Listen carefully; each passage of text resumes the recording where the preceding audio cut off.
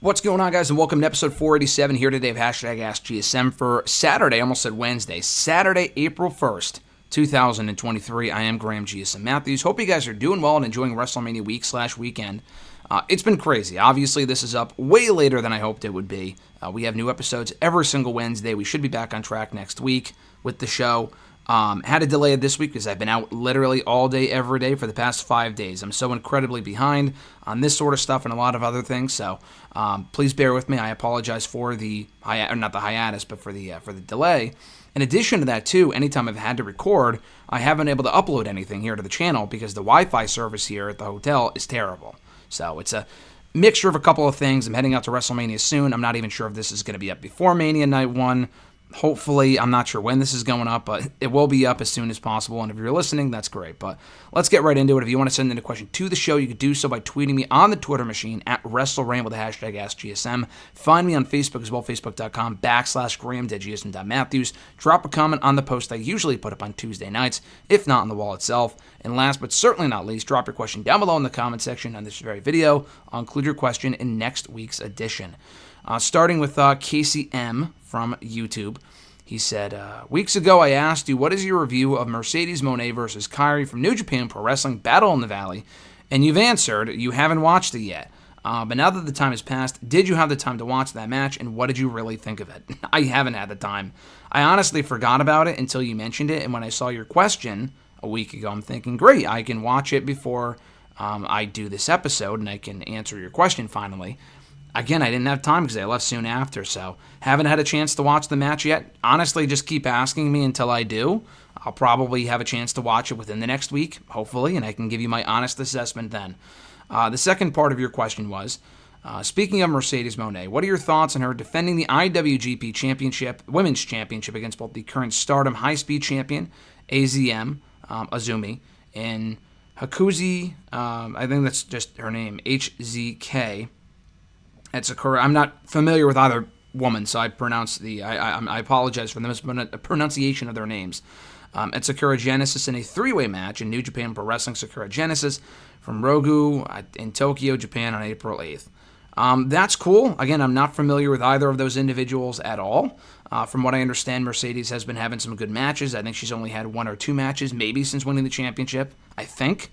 But that is pretty cool, and I don't really watch the Stardom New Japan stuff at all, so if I hear the match is great, I'll go out of my way to watch it. If not, I'll probably not. Kairi, the match, again, like I said, Mercedes and Kairi I still have yet to catch up on, but that's pretty cool that she's still consistently defending the championship, has a presence over there, and we'll see if it's a long-term or just a short-term thing. Billy from YouTube, he said, you couldn't answer my question last week on the most underrated WCW wrestler, so let's try again. Who do you think is the most underrated wrestler in WWE and AEW currently? Not exactly underrated by fans, but Chad Gable is so fucking good. I gotta go Chad Gable. Chad Gable's incredible.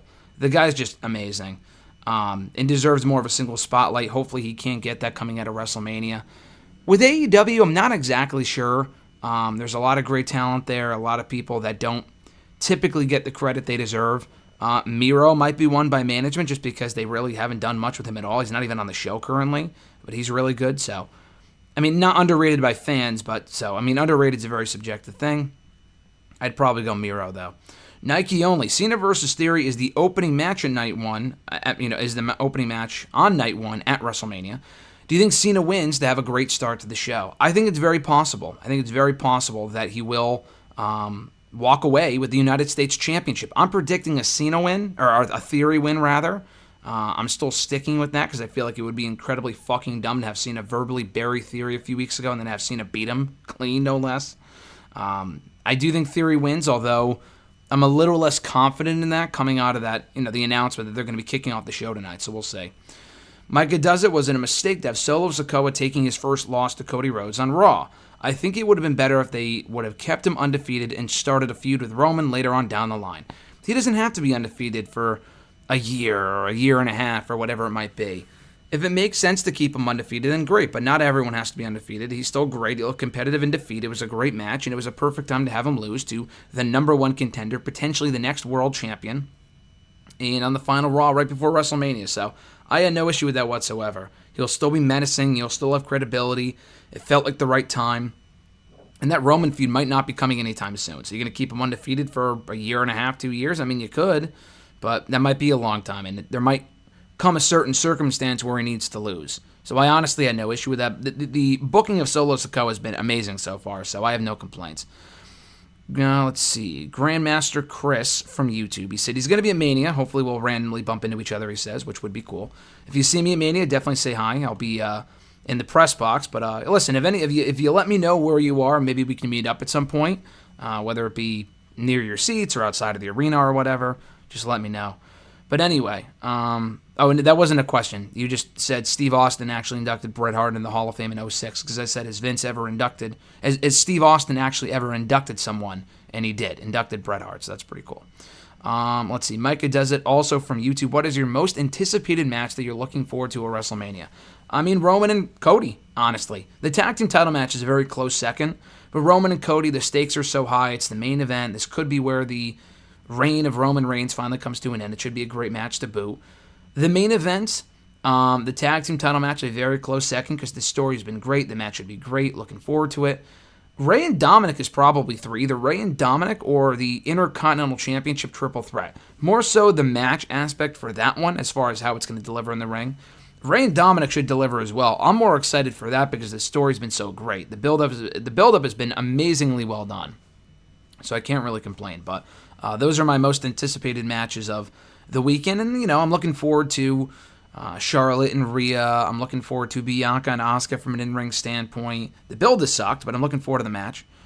I'm looking forward to those. Edge and Balor should be, I think, good. I'm looking forward to that as well. So hopefully we're in for, a couple of nights of good shows this weekend. Let's see.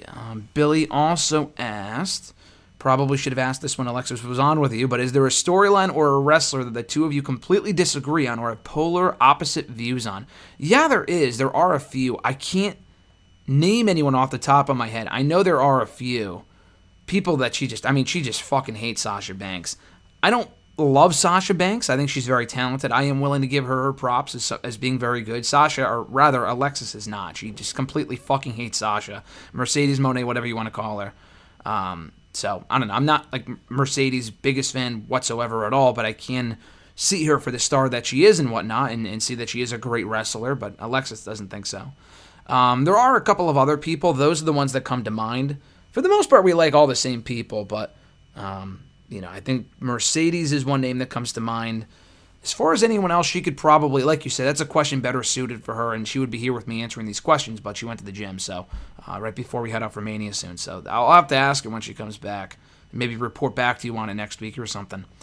We head to the Twitter questions. At Reborn Again, I think was the first one. It was John Ritland from the YouTube machine. John Ritland, check out his content on his channel. Real Honesty with John Ritland. Love John. His first question was, with 13 matches over 2 nights, shouldn't WWE have just added the Andre the Giant Battle Royal to the main card for an even 14? Not like they couldn't afford to give each wrestler a payoff with their checked notes, record-breaking profits. Yeah, exactly. Yeah, honestly, I watched the Battle Royal, not live because I was at Supercard last night. But I ended up watching most of SmackDown earlier this morning, and I caught up on the Battle Royal. It was actually probably the best Andre Battle Royal I've ever seen. That's a pretty low bar, but it was fun. Yeah, I don't know why they don't do it at Mania at this point. 2 years ago was COVID, which was kind of shitty they did it on SmackDown because SmackDown did not have fans and Mania did, so I don't know why they did that. They have the pre-show. I mean, they haven't used the pre-show in years, and I'm glad they don't use the pre-show, but for WrestleMania, they should at least put the Battle Royal on night 1 or night 2. I think that's fair. I mean, it's better than not being on WrestleMania at all. The argument is the reason you're doing it is to give everyone a WrestleMania paycheck. Maybe they get that anyway from being on the SmackDown before Mania. I don't know. I wouldn't think so. Then why not just do it at WrestleMania? Why not? If not that, then why do the Battle Royal at all? If it's not to get everyone on the card and there's no stakes, then who should give a shit? So it was a nice attraction for SmackDown last night. Not that it really means anything, but it would make more sense, I agree, at WrestleMania on probably one of the pre-shows. John also said, what titles do you see changing hands at Supercard of Honor and why? Obviously, the show already happened by this point. We got new tag team champions, obviously, with the Lucha Bros. I would have expected both Mark and Eddie Kingston to win their respective matches, and they did not. And I think that was...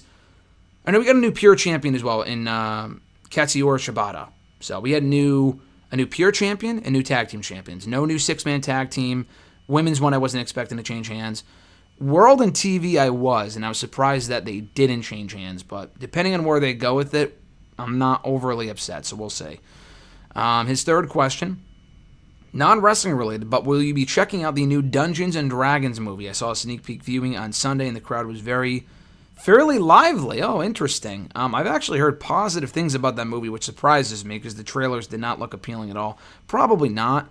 I've just seen a bunch of movies lately. I'm going to see Mario in the next week or so. So, probably not. I don't have an and unless it's like this one of the best movies of the year, I probably won't be I probably will not be seeing Dungeons & Dragons.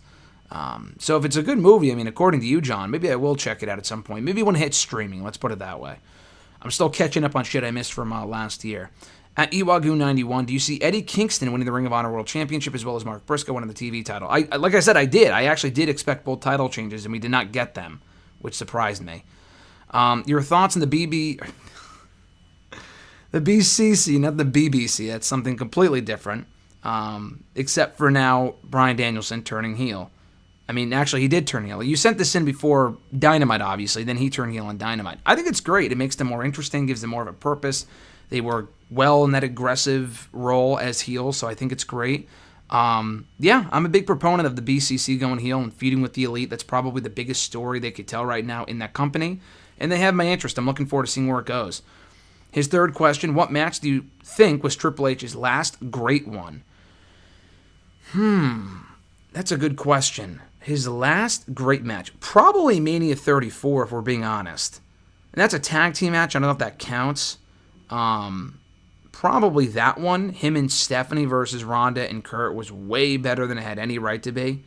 For singles match, I really like the Rollins one from 33, but a lot of people don't recognize it as a great match. I probably wouldn't say that. Dolph and Triple H from Raw in 2016 was good. Roman and Triple H at Mania 32 was not. The Sting match was fun. It wasn't great at all, but it was fun. Probably, if you're talking about his last best one-on-one match, would probably be him and Daniel Bryan from WrestleMania 30 by a wide margin, if we're not counting Mania 34's tag team match. Noob_N_Co TV, what are your thoughts on CM Punk's recent social media outbursts? I believe that it's high time for Tony Khan to fire Punk because he's a problem to AEW and to the wrestling community. Listen, I'm as big of a Punk fan as they come, but his recent behavior is definitely not ideal at all. It's definitely problematic, and if there was any chance of him, maybe showing back up in AEW, then that's completely out the window at this point. I don't even think a lot of the points that he's making are wrong. I just think the way that he goes about it is wrong. So that's not good.